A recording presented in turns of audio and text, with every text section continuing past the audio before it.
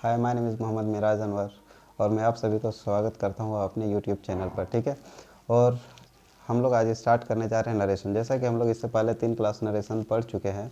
हम लोग सबसे पहले पढ़े थे असर्टिव सेंटेंस के बारे में कि असर्टिव सेंटेंस को जब इनडायरेक्ट स्पीच में चेंज करते हैं तो कैसे करते हैं। उसके बाद से हम लोग पढ़े थे इंटरोगेटिव सेंटेंस के बारे में। तीसरा हम लोग पढ़े थे इम्पेरेटिव सेंटेंस के बारे में। और आज हम लोग सीखेंगे कि ऑप्टेटिव सेंटेंस को अगर हम लोग इनडायरेक्ट स्पीच में चेंज करते हैं तो फिर कैसे करते हैं। ठीक है, तो ये इनडायरेक्ट ऑप्टेटिव सेंटेंस के बारे में आज हम लोग सीखते हैं कि जब ये इनडायरेक्ट स्पीच में बदलेंगे तो हम लोग कैसे बदलेंगे। तो सबसे पहला चीज़ होता है कि हम लोग ऑप्टेटिव सेंटेंस को पहचानेंगे कैसे। ठीक है, अगर हम लोग आइडेंटिफाई नहीं कर सकते हैं कि कौन सा मेरा ऑप्टेटिव सेंटेंस में है तो फिर हम लोग का बनेगा कैसे, हम लोग बनाएंगे कैसे। ठीक है, इनडायरेक्ट स्पीच में चेंज कैसे करेंगे। तो देखिए, इसका पहचानने का तरीका होता है कि ये सेंटेंस आपका मे से स्टार्ट होता है और एक्सक्लामेशन मार्क लास्ट में दिया हो रहा था। मे से स्टार्ट होता है और लास्ट में एक्सक्लामेशन मार्क रहता है, तो ये आपका क्या हो जाएगा, ऑप्टेटिव सेंटेंस। ठीक है, और जैसा कि हम लोग सब जानते हैं कि मे हमारा क्या है, एक मॉडल वर्ब भी है। तो एज अ मॉडल वर्ब मे कब काम करता है, जब मे से स्टार्ट हो, या तो मे आपका बीच में सब्जेक्ट के बाद भी दिया रहे और लास्ट में अगर क्वेश्चन मार्क या फुल स्टॉप रहे, क्वेश्चन मार्क या फुल स्टॉप अगर मे के साथ में दिया रहे तो मे हमारा मॉडल वर्ब के रूप में काम करता है। ठीक है, लेकिन अगर मे के साथ में आपका एक्सक्लामेशन मार्क दिया रहे तो वो हमारा क्या होगा, ऑप्टेटिव सेंटेंस होगा। ठीक है, अब हम लोग ऑप्टेटिव सेंटेंस का यूज़ क्यों करते हैं। तो ऑप्टेटिव सेंटेंस हम लोग विश को दर्शाता है, यानी कि आपके इच्छा के बारे में बताता है। अगर आपको अपना इच्छा के बारे में बताना है तो वहाँ पर क्या होगा, मे का यूज़ किया जाता है। अगर प्रार्थना करना है तो प्रेड का यूज़ किया जाता है। अगर आशीर्वाद दिया जाए तो ब्लेस्ड का यूज़ होगा। और अगर किसी को बद्दुआ या अभिशाप देना हो तो वहाँ पर कर्स्ड का यूज़ होगा। ठीक है, और टॉल्ड का मतलब कहना होता है। जब हम लोग का ऑप्टेटिव सेंटेंस में सैड टू दिया रहे तो सैड टू को हटाने के लिए या तो विज्ड का यूज़ किया जाता है, या तो प्रेड का होता है, या ब्लेस्ड का, या कर्स्ड का, या टॉल्ड का यूज़ किया जाता है। ठीक है, और इन्वर्टेड कॉमा को हटाने के लिए, ऑप्टेटिव सेंटेंस में इन्वर्टेड कॉमा को हटाने के लिए दैट का यूज़ किया जाता है। इन्वर्टेड कॉमा को हटाने के लिए ऑप्टेटिव सेंटेंस में दैट का यूज़ किया जाता है। ठीक है, तो आइए हम लोग एग्जांपल के थ्रू से समझते हैं कि हम लोग इनडायरेक्ट स्पीच में कैसे चेंज करेंगे। ठीक, तो ये जो होता है मेरा, यानी इन्वर्टेड कॉमा के जो बाहर का पार्ट होता है, हम लोग इसको क्या बोलते हैं, ये कौन सा भाग में है, रिपोर्टिंग वर्ब में है। ठीक है, इसको हम लोग क्या बोलते हैं, रिपोर्टिंग वर्ब। और जो इन्वर्टेड कॉमा के अंदर रहता है इसको हम लोग क्या बोलते हैं, रिपोर्टेड स्पीच। ठीक है, जब यहाँ हमारा रिपोर्टिंग वर्ब पास्ट में हो तो रिपोर्टेड स्पीच को हम लोग क्या करते हैं, पास्ट में बदलते हैं। ठीक है, रिपोर्टिंग वर्ब जब हमारा पास्ट में होता है तो हम लोग इसको पास्ट में बदल देते हैं।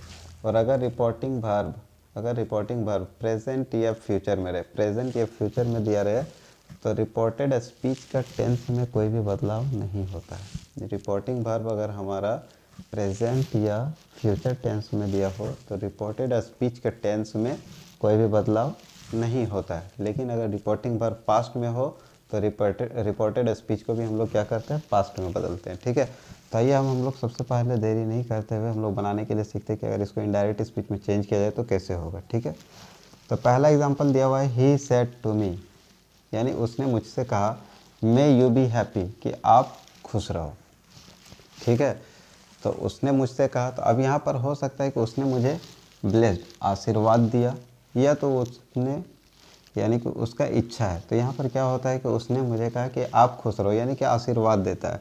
तो हम लोग क्या करते हैं, ही का ही। अगर सैड टू को हटाना रहे तो अगर आशीर्वाद दे तो क्या करते हैं, ब्लेस्ड।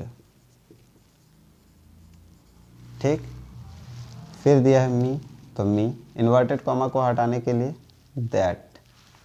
ठीक है, अब जैसे यहाँ पर इतना हम लोग लिखेंगे तो मे क्या होगा, आपका सब्जेक्ट के बाद चला जाएगा, और यू क्या है, सेकंड पर्सन। तो सेकंड पर्सन क्या होता है, ऑब्जेक्ट के हिसाब से चेंज होता है। तो ऑब्जेक्ट हमारा क्या दिया हुआ है, मी, तो मी का सब्जेक्ट क्या हो जाता है, आई। मे का पास्ट, यहाँ पर देखिए सैड टू, ये पास्ट में दिया है तो मे का पास्ट क्या होगा, पास्ट इक्विवेलेंट होता है माइट। तो आई माइट बी हैप्पी का हैप्पी। अब जैसे हम लोग यहाँ पर सब सॉल्यूशन करेंगे तो फिर क्या होगा, आपका एक्सक्लामेशन मार्क खत्म हो जाएगा और लास्ट में क्या लगेगा, फुल स्टॉप। ठीक, दूसरा एक एग्जांपल है, the priest said to me may you live long. अब प्रीस्ट जो होता है पुजारी, वो भी हमें क्या करता है, आशीर्वाद देता है। तो जब आशीर्वाद देगा तो क्या होगा, ब्लेस्ड का यूज़ होगा।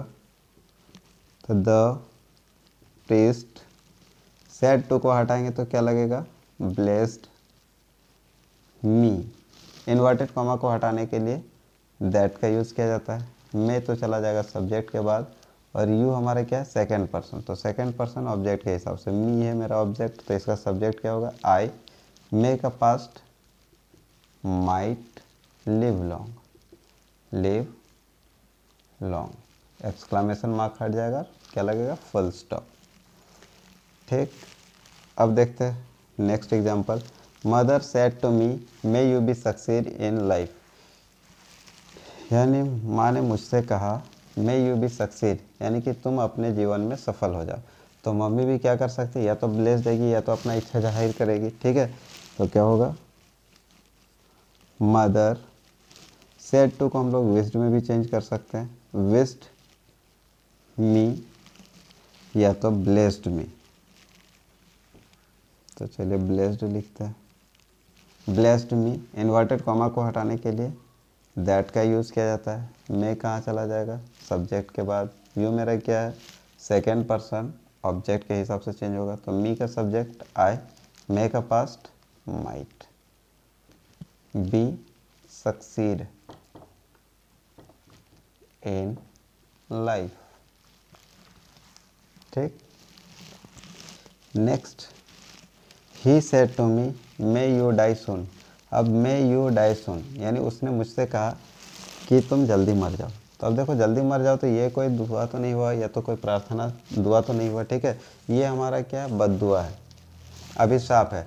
तो जब भी अभिशाप का यूज़ होगा तो सेड टू को हटाने के लिए हम लोग क्या यूज़ करते हैं, कर्स्ड का यूज़ करते हैं। ठीक है, तो क्या हो जाएगा, ही सेड टू को हटाने के लिए अगर कोई बद्दुआ दे तो क्या करते हैं, कर्स्ड का यूज़ करते हैं। कर्स्ड मी, इन्वर्टेड कॉमा को हटाने के लिए दैट, मे कहाँ चला जाएगा, सब्जेक्ट के बाद। यू मेरा सेकंड पर्सन है ऑब्जेक्ट के हिसाब से, तो ऑब्जेक्ट क्या दिया, मी। तो क्या हो जाएगा, आई, मे का पास्ट माइट डाई, सुन का सुन, यानी आई माइट डाई सुन। ठीक है, आई माइट डाई सुन। ठीक है, तो ये था मेरा ऑप्टेटिव सेंटेंस। ठीक है, एक और एग्जांपल लेते हैं इसमें, जैसे ही said to me, inverted comma, may you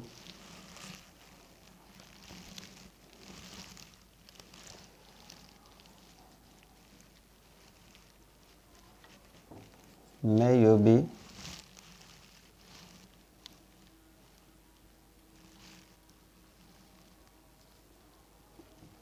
live happily, inverted comma, may you live happily, may you live happily।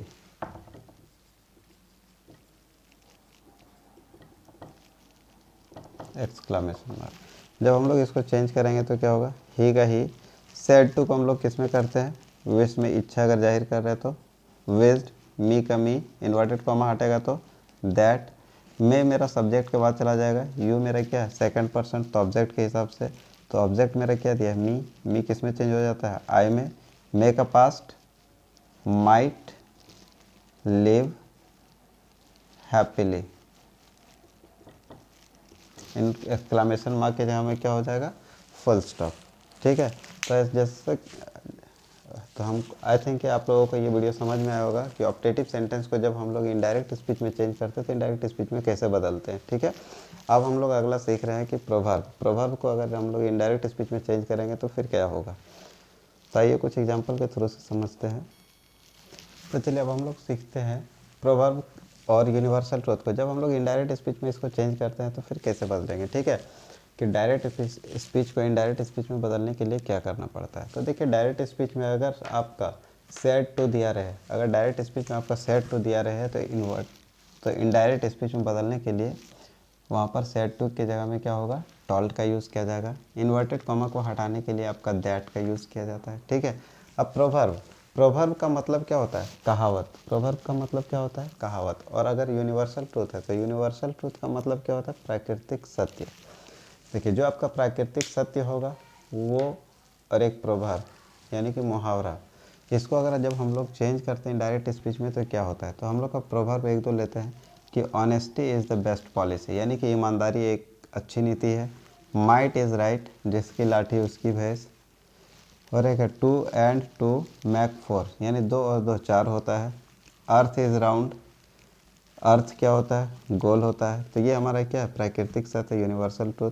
The sun rises in the east, सूरज पूरब से उगता है, ये भी हमारा क्या है? यूनिवर्सल ट्रूथ है। जब इस तरह का सेंटेंस हमारा दिया रहे डायरेक्ट स्पीच में तो हम लोग इनडायरेक्ट स्पीच में बदलने के लिए क्या करते हैं? तो देखिए, सबसे पहला है कि ही का ही, सैड टू को हटाने के लिए क्या यूज़ किया जाता है? तो सैड टू को हटाने के लिए हम लोग टॉल्ड का यूज़ करते हैं, ठीक है।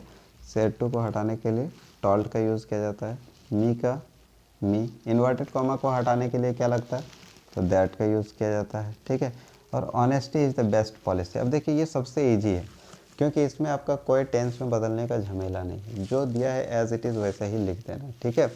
डायरेक्ट को इनडायरेक्ट स्पीच में जैसा दिया हुआ है वैसा ही लिखना है, कोई चेंज नहीं करना है। सिर्फ सेड टू को हटाने के लिए टॉल्ड का यूज़ किया जाता है, इन्वर्टेड कॉमा को हटाने के लिए दैट का यूज़ किया जाता है। बाद बाकी जैसा भी रिपोर्टेड स्पीच में आपका दिया है वही सेम टू सेम आपका यहाँ आ जाएगा। दिया honesty is the best policy, तो क्या होगा?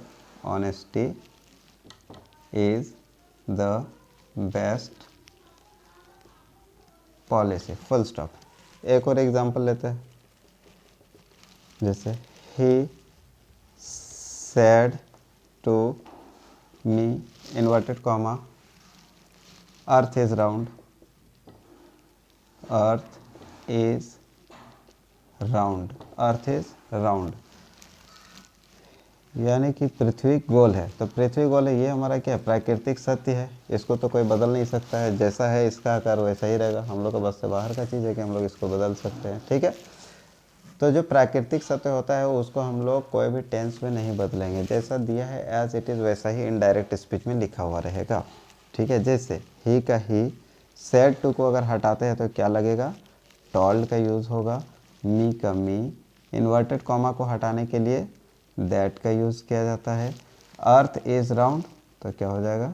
अर्थ इज़ राउंड, ठीक है।